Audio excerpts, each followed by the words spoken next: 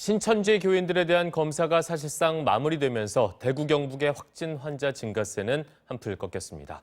경북대병원에 나가 있는 취재기자 연결해서 자세히 알아봅니다. 윤영균 기자, 어제 추가 확진 환자 수가 두 자릿수대로 줄어들었군요.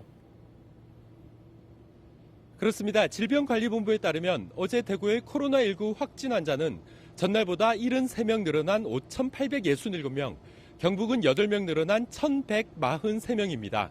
대구의 추가 확진 환자는 그제 131명에서 어제 다시 두 자릿수로 떨어졌고 경북은 그제 18명에 이어 어제는 한 자릿수로 떨어졌습니다. 대구시는 관리 중인 신천지 대구교회 신도 1,400여 명 가운데 검사를 받겠다고 응답한 2명, 경찰에서 소재 파악 중인 1명을 제외하고 모두 검사를 받았다고 밝혔습니다. 실질적으로 검사가 마무리되면서 확진 환자 증가 추세도 한풀 꺾인 것으로 대구시는 파악하고 있습니다. 네, 좀 늦은 감이 없지 않아 있지만 대구시에서 신천지 대구교회에 대한 행정조사를 진행을 했다고요.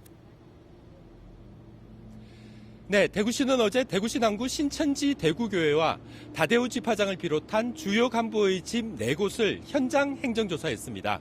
대구시 역학조사반과 행정인력, 대구경찰청 수사과 소속 경찰관 등 199명이 투입돼 오전 10시부터 밤 9시 반까지 진행됐는데요. 조사단은 신천지 교인 명단과 집단 거주지 등 역학조사에 필요한 자료를 은폐하지는 않았는지 확인하기 위해 컴퓨터 자료 등을 확보하고 시설물 설치 운영 등을 밝힐 각종 대장 자료 등을 집중 확인했습니다.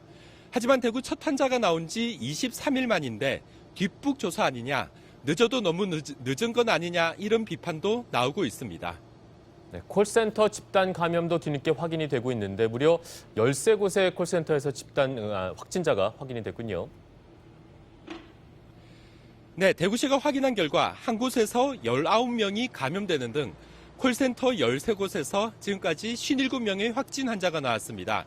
이 가운데 10명은 신천지 교인으로 파악됐습니다. 대구에 있는 콜센터 66곳, 직원 8천여 명을 대상으로 조사한 결과인데요.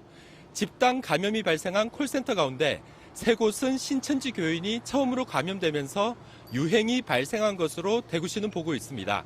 대구시는 3월 말까지 지역 내 모든 콜센터의 운영을 전면 중단해달라고 요청했습니다. 지금까지 경북대병원에서 MBC 뉴스 윤영균입니다.